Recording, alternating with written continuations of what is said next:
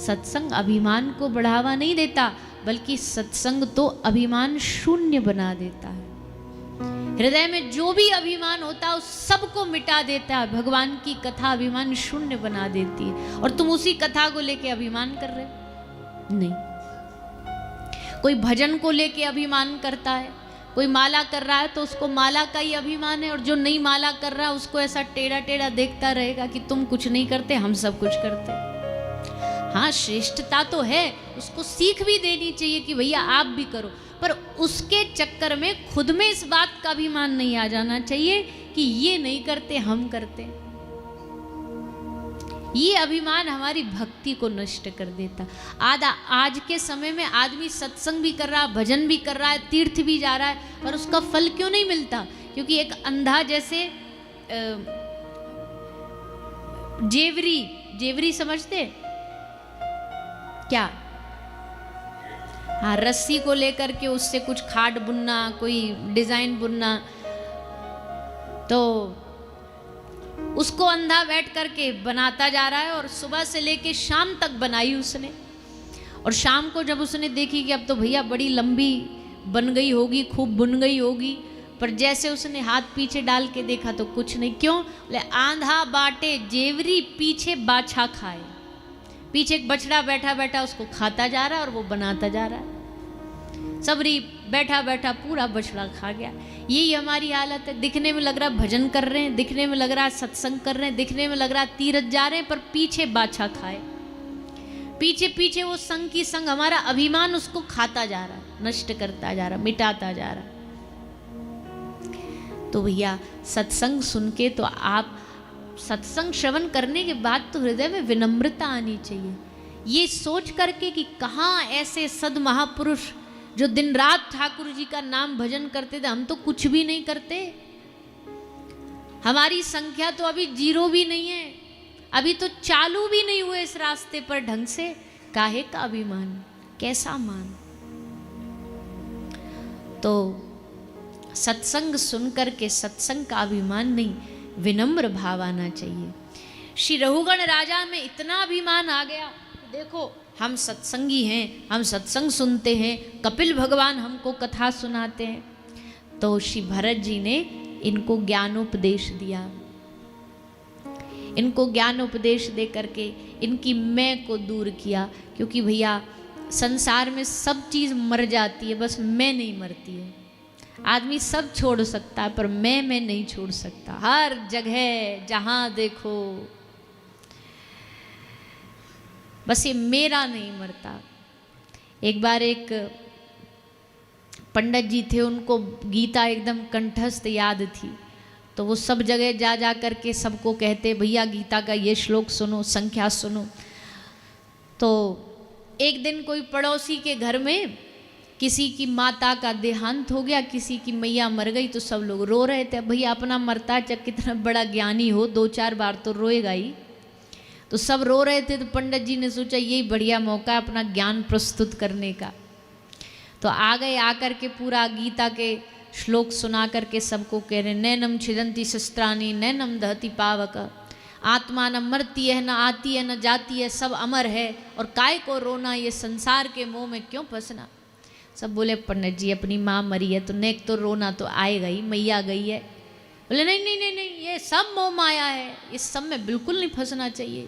बोले ठीक है पंडित जी, कोशिश करेंगे, नहीं रोएंगे। फिर 2 ही दिन बाद पंडित जी के घर से जोर जोर से रोने की आवाज़ आ रही थी। तो वो गए, तो बोले पंडित जी क्या हुआ। पंडित जी की एक घर में भैंस थी जिसका नाम था मुन्नी। तो पंडित जी चीख चीख के रो रहे, अरे मेरी तो मुन्नी मर गई, अरे मेरी तो मुन्नी मर गई, भैंस मर गई थी। तो वो बोले पंडित जी कल तो आप 2 दिन पहले तो बड़ा ज्ञान बांट रहे थे, आज तुम्हारी मुन्नी मर गई तो तुम्हारे सबरा ज्ञान धुल गया। तो पंडित जी बोले अरे उस समय तुम्हारी मरी थी, मेरी थोड़ी मरी थी। तो दूसरे ने हंस के कहा सही बात है पंडित जी, ये मेरी तो नहीं मरती है, बाकी सब मर जाता। ये मेरी ही का तो सारा रोना धोना है, मेरी ही की तो झंझट है। तो भैया मेरा जो है मैं इसको करते करते आदमी सब भूल जाता है। इसलिए राजा रघुगण को उपदेश दे करके कहा कि हे राजन, सत्संग सुन करके इस मैं का नाश करो। मैं का नाश का मतलब मैं मिटता किसी से भी नहीं है। अगर जो कह रहा है ना मैंने मैं मार दिया है, ये भी अभिमान है, ये भी अभिमान है, क्योंकि मेरे भीतर अभिमान नहीं है, ये भी अभिमान है। क्योंकि अभिमान शून्य दुनिया में कोई बिरला ही होता है। पर हमें प्रयास करना चाहिए कि हमें हर क्रिया को भगवान का मान के चलना चाहिए। कोई अच्छा काम हो गया तो भगवान ने कराया है, कोई शुभ काम हो गया तो भगवान ने कराया, और कोई बुरा काम गलती से हुआ है, कर रहे हैं, तो वो किसने कराया? हाँ, वो भगवान पे मत डाल देना, उसकी जिम्मेदारी खुद लो। पर हमारा उल्टा है, एकदम उल्टा है हमारा। कोई बुरा काम हो जाता है, अरे इच्छा ही होगी भगवान की ऐसी, और अच्छा काम कर दिया। अच्छा काम मतलब कोई किसी को कपड़ा बांटाए, किसी को केला बांट दिए, तो सबरी दुनिया में उसको फेसबुक पे छपाते घूमेंगे। एक फोटो नहीं आई थी, उसमें 20 लोग एक ही मरीज को एक केला दे रहे थे और फोटो खिंचवा रहे थे। तो बोले लो दान करते हुए। ये दान वाला भी बड़ा विचित्र ही है कि भाई दान करते हुए एक कंबल देंगे पर सबरी दुनिया को बता के देंगे कि हमने एक कंबल दिया। एक रोटी देंगे पर रोटी का ढंडोरा पीट के देंगे कि हमने दिया। तो अच्छा काम आता तो हमने कर दिया, और कुछ गलत हो गया तो भगवान की इच्छा से ही तो सब होता है, हो गया चलो। पर होना उल्टा चाहिए भैया। अच्छा काम हुआ तो हमारे ठाकुर जी ने कराया, हम में कहाँ ताकत है, कहाँ सामर्थ्य है। बुरा हुआ तो हे नाथ, हमसे जरूर कुछ ना कुछ जीवन में भूल हुई होगी जो हम ये कर रहे हैं, अपनी जिम्मेदारी लें। तो श्री भरत जी महाराज ने रहुगण राजा का कृपा करके अभिमान नाश किया। समझ गया राजा कि सत्संग तभी सत्संग है जब मान शून्यता, जब अभिमान का नाश हो जाए। बड़ा प्रसन्न हुआ, आशीर्वाद लिया भरत जी से। आगे श्री सुखदेव जी महाराज नरकों का वर्णन और साथ ही साथ में समाधान के लिए एक भगवान के भक्त का चरित्र सुनाते हैं। श्री अजामिल महाराज की कथा सुनाते हैं।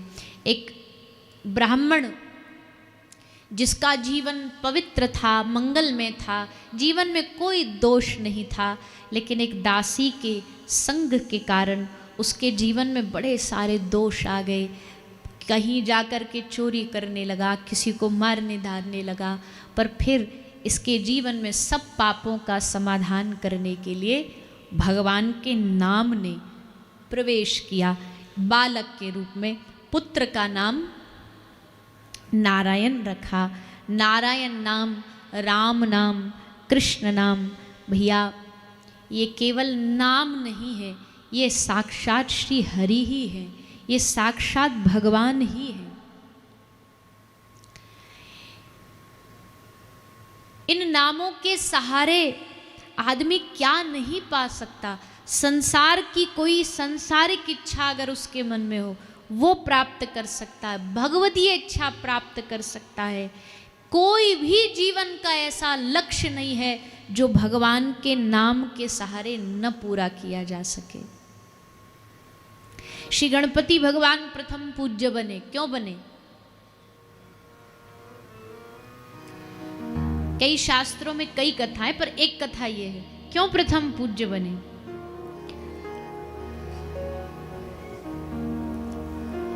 महिमा जासु नाम गणराउ, प्रथम पूजियत नाम प्रभाव।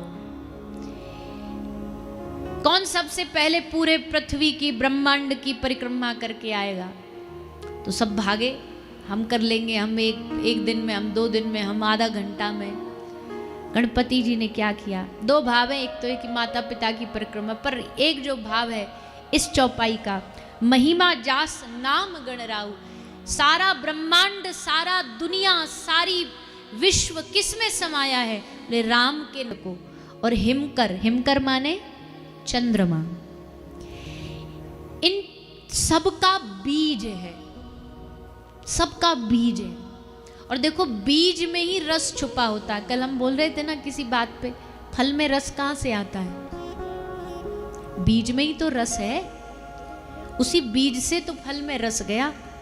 तो राम नाम जो है वो सब फलों का बीज है। अग्नि, सूर्य, भानु, अग्नि, सूर्य, चंद्रमा, और इन तीनों वंश में राम हुए। अग्नि वंश में श्री परशुराम जी हुए, सूर्य वंश में राम हुए, और चंद्र वंश में बलराम हुए। 3 राम हैं और तीनों ने इन तीनों वंश में जन्म लिया है। परशुराम, राम, बलराम, तीनों राम हैं।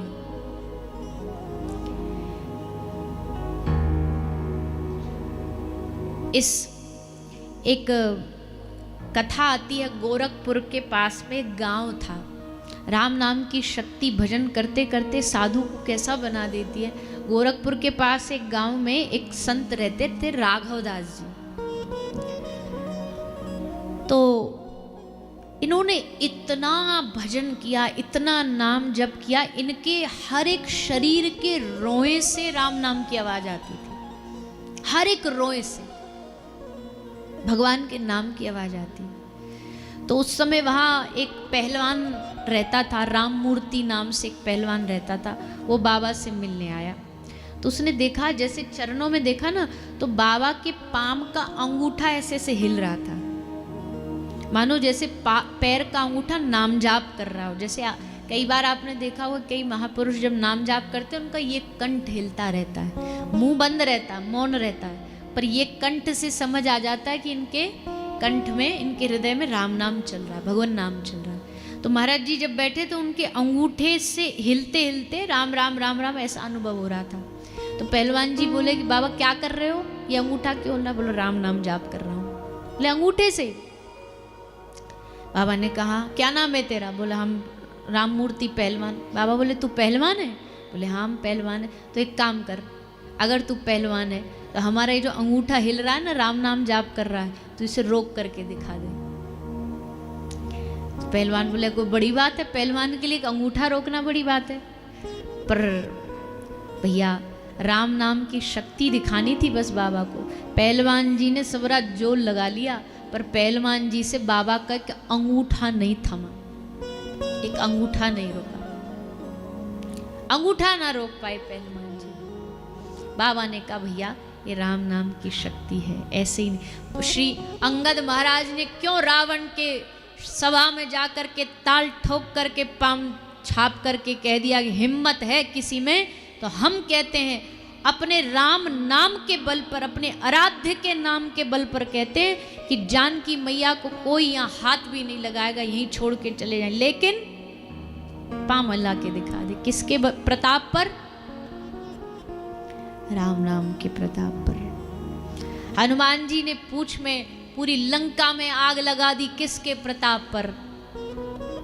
प्रभु के नाम के प्रताप पर। तो भैया ये नाम कोई साधारण नहीं है। नाम लेने का मजा जिसकी जुबान पर आ गया वो जीवन मुक्त हो गया और चारों पदार्थ पा गया। अभी तो हमारी जिह्वा को ना भगवान नाम बड़ा भारी भारी लगता है, 2 मिनट करेंगे फिर जिह्वा बंद हो जाएगी, फिर हैवी भारी भारी लगने लगेगा, फिर कुछ और काम धंधे में लग जाएंगे। पर जब इस जिह्वा को राम के नाम का मजा आ जाएगा ना,